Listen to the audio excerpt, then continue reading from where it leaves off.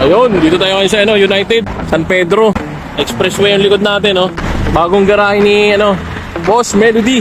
Meron tayong Toyota Corolla XL 1997 model.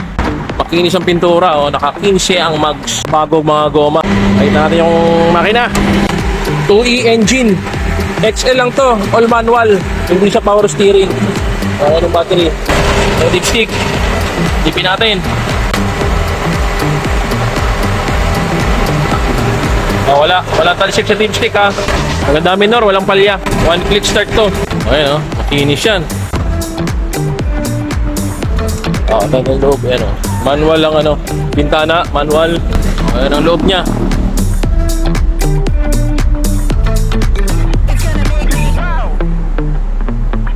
Mayroon ang busina.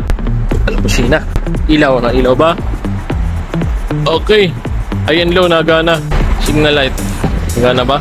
Ayun, nagana dun. Kabila. Nagana ba? Ayun, nagana yung signal light sa kanan. Buka natin yung hazard.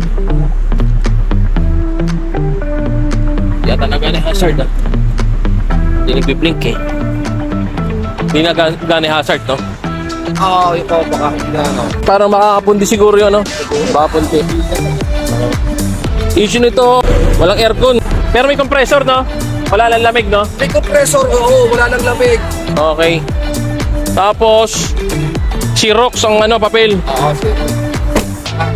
Xerox or CR, pero may deed of sale tsaka ID. Expired 2020. Registro. Ayan. Presentable pa naman yan, Oo, malikabok nga lang Finish. Presyo, 35K. Baka pasok sa budget nyo, 35K lang, ka na, naka-big body ka na. Kung interested kayo, may bawas pa to. PM tayo. Dito nyo na lang tawaran. Usap tayo.